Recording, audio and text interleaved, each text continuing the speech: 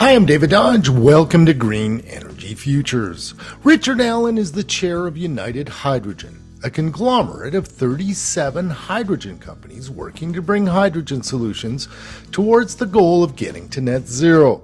United Hydrogen is based in Australia, and the idea is to bring hydrogen companies together to collaborate on marketing and business development and to take advantage of a growing market for hydrogen expected to reach $201 billion by 2025.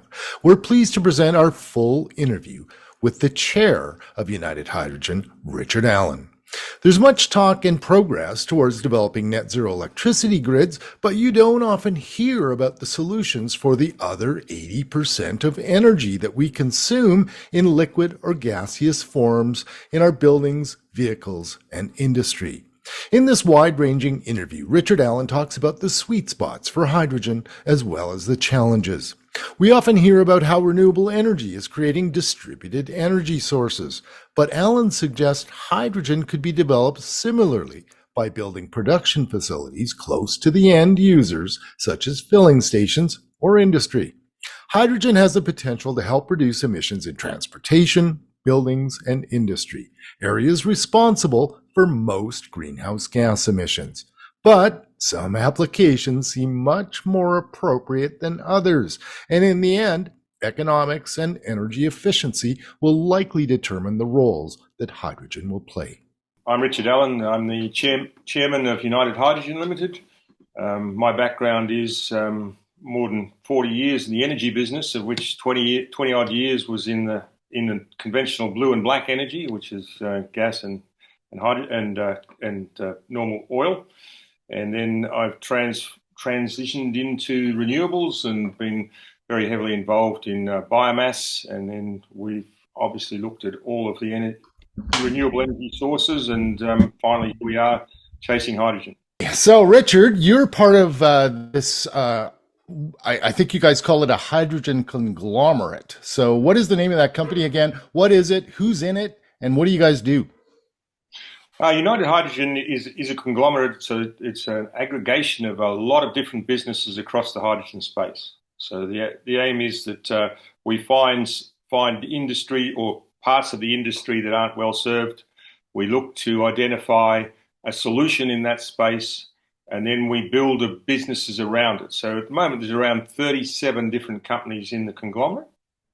And of those 37 companies, we have a lot, across all of the supply chain, from basically production of hydrogen to transport of hydrogen, storage of hydrogen, and use of hydrogen across whether it be stationary or mobile equipment.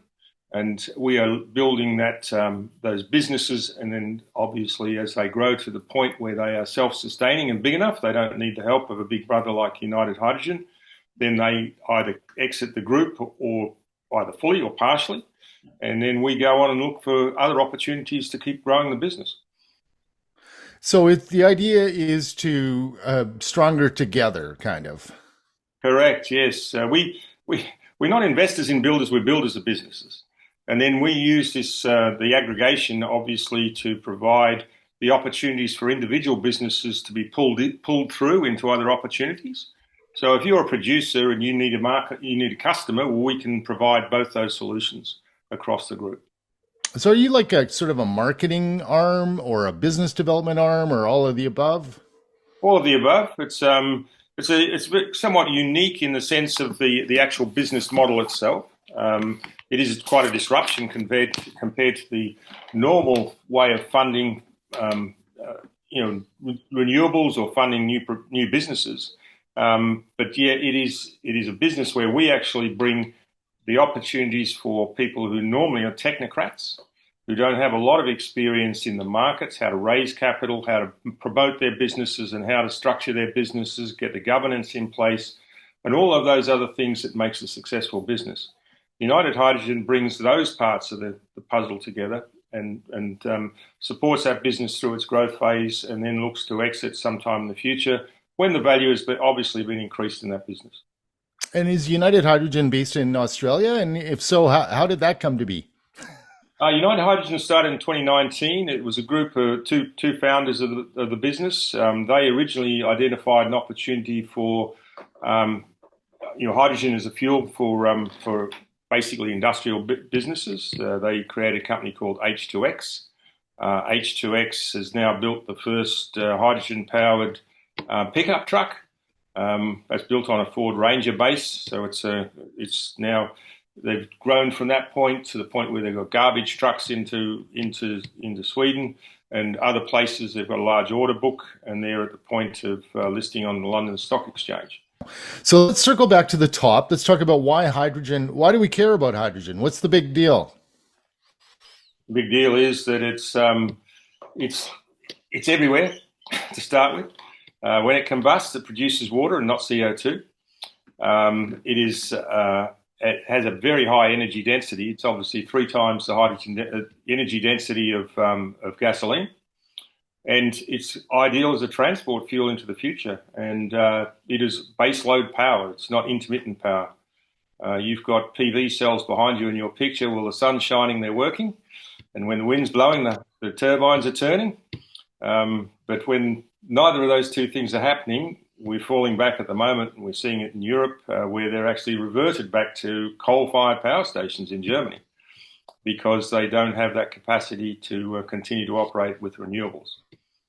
So I've also heard it put by a hydrogen guy, the importance of hydrogen can't be underestimated in one sense, because we talk a lot about electricity and making electricity net zero. There's a lot of focus on that, but actually most of the energy used is not electricity. It's other energy in gaseous forms. Talk about how important that sector is if we're going to reduce emissions. Well, certainly let's talk about the transport space. Alberta, like Western Australia, you're energy states. And we have very heavy reliance on oil and gas in Western Australia, lots of gas. And most of our structure is driven around gas. And we also a huge exporter of LNG. But the transport areas where we have long distances, you have long distances in Canada as well, and heavy transport. So we run road trains, and road trains run multiple drivers, run 24/7. Those trucks can't afford to stop and spend hours and hours refueling from a battery. So the place, the area that we're obviously focused on in terms of hydrogen usage is into mobile equipment, whether it be trucks, trains, planes, or other methods, boats as well, and using hydrogen as the primary fuel to replace hydrocarbon-based fuels. And areas where we can see massive changes are we're seeing direct combustion with hydrogen into conventional ICE engines. And also we're seeing massive changes in fuel cell technologies to go from hydrogen to electric as in terms of fuel cells being the primary conversion process. So in terms of... I've heard the other... Go ahead. In terms of the overall market, transport, certainly if you look at the UK, for instance, transport around 30% of their total emissions. And of that transport, 86% of it is road transport. So it's a massive impact coming from road transport that is contributing to their greenhouse gas emissions. And the same applies pretty much in Australia. I think America is pretty much the same. I can't say exactly what Canada is, but I think we're all pretty much the same.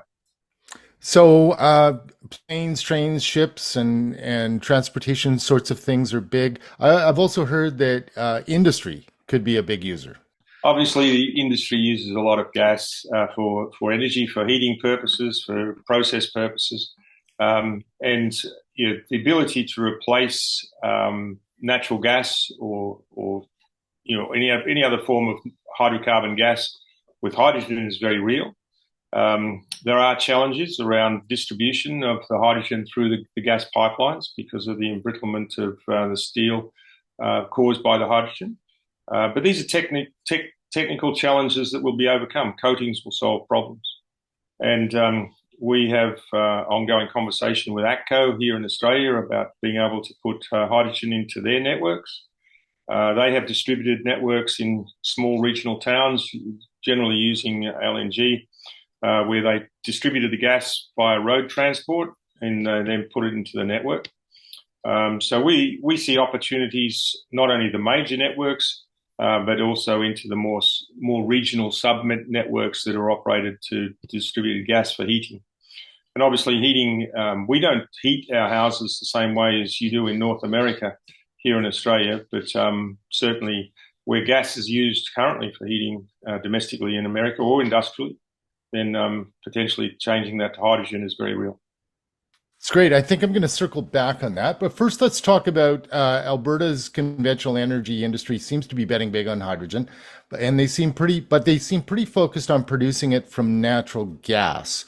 So that does present some challenges in order to play a role in the international market or perhaps the local market. What are some of those challenges? Well, if you're going to use natural gas, then obviously the technologies around carbon capture are going to come into play.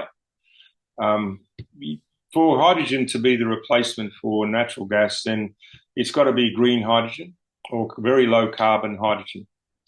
Carbon, the ability to capture carbon out of the hydrogen, out of production of hydrogen, the technologies are evolving, they're getting better. We can see about 70% efficiencies at the moment in some of the technologies, which is good. But certainly the area's got to be that they're going to have to either be carbon capture or green sources of energy to produce the hydrogen.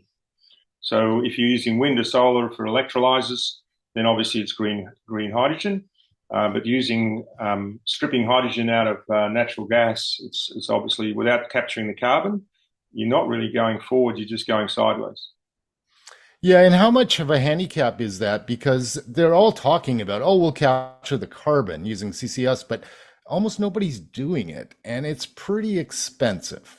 It's very expensive, and also the efficiencies so far just haven't been there of the scale that you're going to need. If you're talking about, the scale of producing, I think I've seen numbers 40,000 tons of hydrogen, 40 million tons of hydrogen a year coming out of Alberta. That is a scale that is huge, and to be able to have the technology to capture that much carbon and then store it safely is going to be is obviously a major technical challenge. How much of a challenge is it to export hydrogen? What I've heard is it's better to use it where you make it because there's challenges with getting it around the world. Talk about those challenges. Well, obviously the compression is either you're either going to go cryogenics or you're going to go into compression, and compression 700 odd bar. The numbers, the high pressure tanks, the ability in hydrogen is very, very sneaky. It can get through all sorts of mediums. So you've got to make sure that whatever you're storing it in is impermeable to hydrogen. So, the ability to transport is potentially, I think there's a lot of work using ammonia as the transport medium. And I think that may be where the technology will go, because there's already been some scale that's being looked at, certainly for marine use, for ammonia fuels, for shipping, and that's an area I think that we'll see some progress. We're also seeing with one of the United Hydrogen companies, Aviation H2, they're working with ammonia fuels for aircraft, and they're at the point where they're about ready to start trials on a normal turbine using their ammonia fuel technology to run that turbine. So I think that ammonia is going to play a big part. So if you're advising a company right now, given what you know and given what it looks like, the challenges of transporting it, would you advise them to focus like 80% on a local or regional market? Like what would your advice be? Absolutely. Bilateral trades is obviously the easiest way to do it.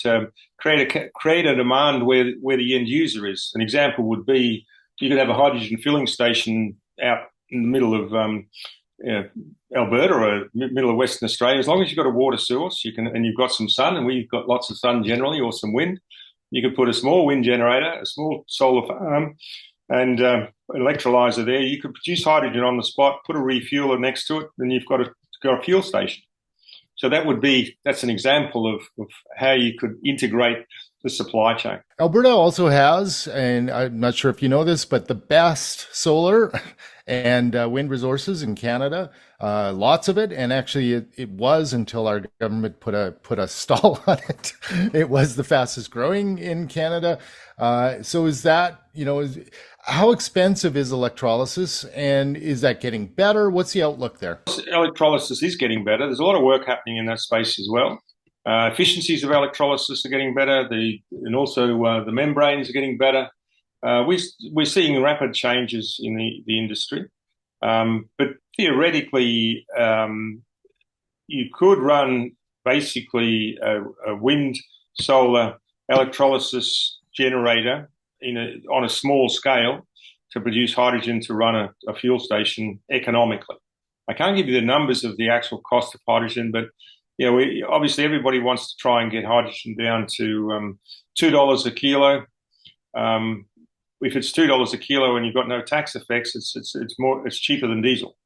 So if that target is achieved, we can see $5 at the moment. So it's coming down, but it's still probably slightly more expensive than conventional hydrocarbon fuels. Do you expect that to come down? Because it looks like there's a lot of enthusiasm for renewable created hydrogen.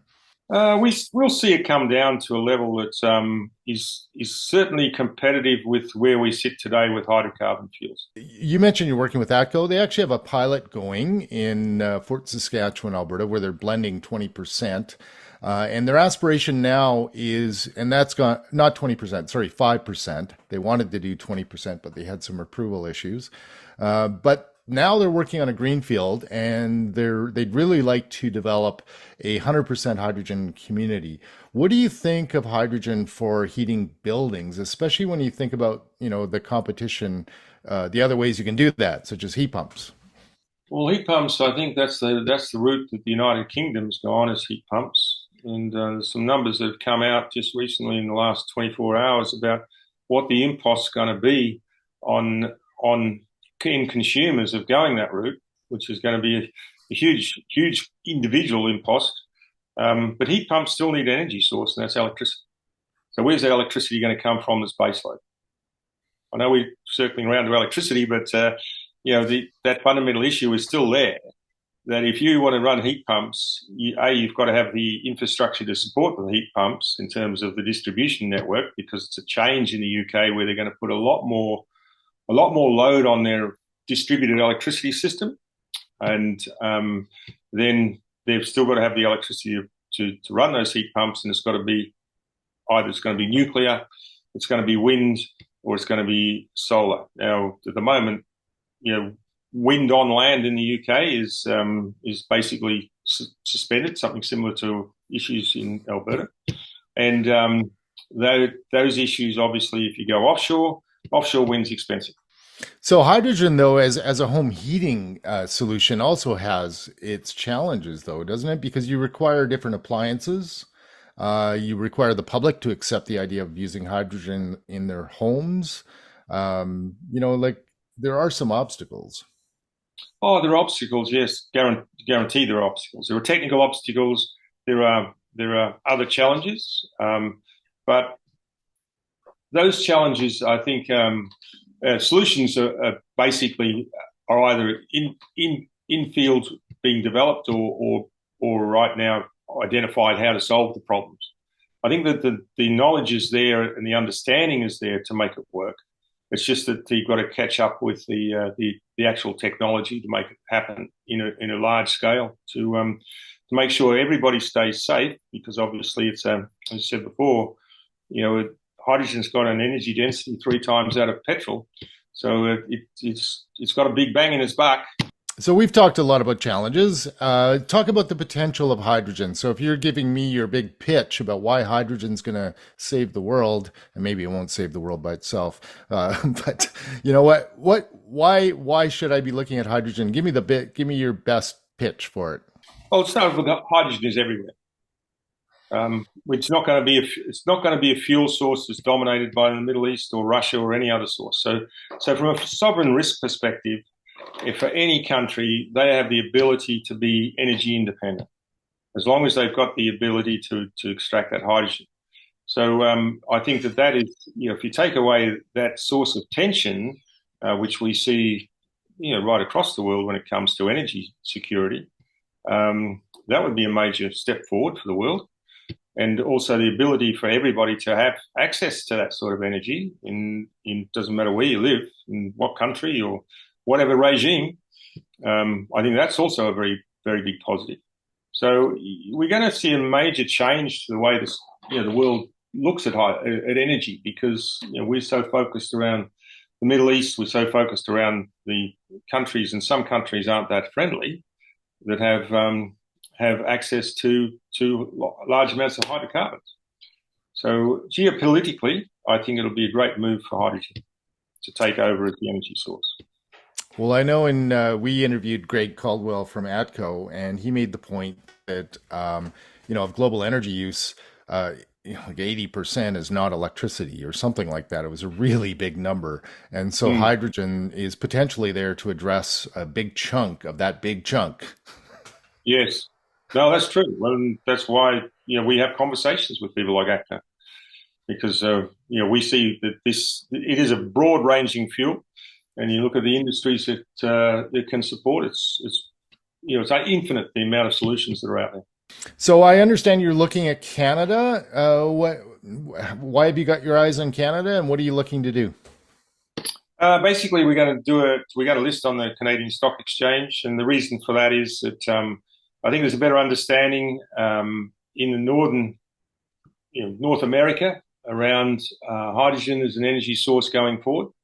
There are greater inducements as all the money is flowing to North America because of the inducement of the IRA in North America, the Canadian schemes to basically develop the hydrogen industries or renewable industries, and that's the reason for us to go there, because that's where the money is, where the opportunity to grow is. But we see that as a stepping stone into growing this business across not only North America, Canada, and then into Europe. But it also gives us a global platform to help bring many of these other companies into the global markets. Do you have Canadian companies in your conglomerate now, and do you plan to add some? We certainly look to add some. We are creating a Canadian company. We'll have a Canadian business with office and people on the ground post listing, which we're halfway through that process at the moment. So sometime in the fourth quarter this year, we'll list on the CSE, and then we'll have an office that will open most likely in Toronto, but potentially it could be Calgary, wherever the energy capital of Canada is probably Calgary, but we'll certainly go to Toronto first. Is there anything else we didn't touch on, Richard, that you think we should? I think it's interesting that you brought up the question of the understanding of hydrogen as an energy source. I think that I had this conversation with my wife. She says, hydrogen, that sounds scary to me. You say, well, we've got to educate people that gas is scary if you don't manage it. Petrol's scary if you don't manage it. You've got to manage hydrogen, and in the same safe way as we do these other entities, and we'll develop the systems and processes and make sure that hydrogen is a safe fuel for the future. Are you aware of other companies? Because ATCO's working with a company called Gradient Thermal in Calgary, Alberta, and they make boilers and furnaces, and they're actually in the latter stages of creating and designing a 100% hydrogen furnace. Oh, really? No, we're not familiar with them, but certainly it really is to understand who's out there doing that sort of thing, because those furnaces are going to be very important, certainly for industrial and domestic use. It's hard, though, to convince a small company, and I guess ATCO probably did it with dollars, a small company to start developing something that may or may not play a big role, but could play a big role. It's kind of like a little bit of a crapshoot. Yeah, absolutely. It is little chicken and egg stuff, but I think that ATCO have got a lot to. They can see the writings on the wall for their conventional gas distribution network, and they need to find another solution. And they're very proactive at the moment. Well, one of my seminal moments of the last year or so, Richard, was hearing Greg Caldwell say, "There's no future for natural gas in heating buildings." I thought, whoa! I just heard a gas guy say that. Yeah, that's right. It is such a change in the way we think and have to think that yeah, it's good to see that companies like ATCO, are visionary enough to be able to sort of make these moves at this stage rather than wait till their business has gone down the tubes. Well, I think it's really fascinating to watch. It's easy to see the potential for planes, trains, and ships, and even industry. But I think even Greg, when he characterized the potential of hydrogen for heating buildings, he said really there's two solutions: there's heat pumps and there's hydrogen.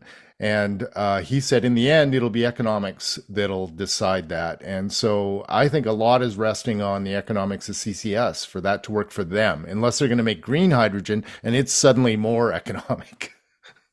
Yeah, that's right. That's right. But I think that carbon capture is going to be a very big part of the future. I think that that will be part of the mix. And also, I think that we're going to see distributed energy become more part of the mix rather than distributed electricity. So distributed generation rather than distributed electricity. So go to the source of where the energy requirements are, and that's where you generate your hydrogen. Well, thanks very much, Richard, for taking the time. I really think I want to follow hydrogen. We've actually got a train pilot running in Alberta. There's a couple of CP engines.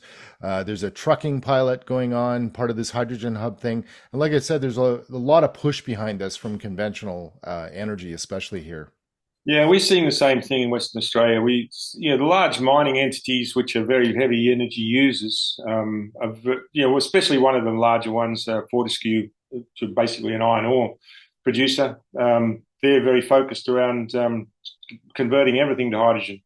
So, we'll see the bigger companies, the BHPs, the Rio Tintos, they'll fall along sometime soon. But it's interesting. Someone's got to be a leader. Well, I'm looking forward to seeing which parts are coming from rose-colored glasses and which parts kind of work out. So am I. So am I. Great. I heard you, by the way, on Markham Hislop's podcast. He's also from Alberta. So thanks very much. Have a great day, and thanks for taking the time. No, good to talk to you. Thank you. We've been speaking with Richard Allen, the chair of United Hydrogen, a conglomerate of 37 hydrogen companies that are collaborating to develop hydrogen solutions on the road to net zero. Check out some of our other stories on hydrogen and other clean energy solutions at GreenEnergyFutures.ca. For Green Energy Futures, I'm David Dodge.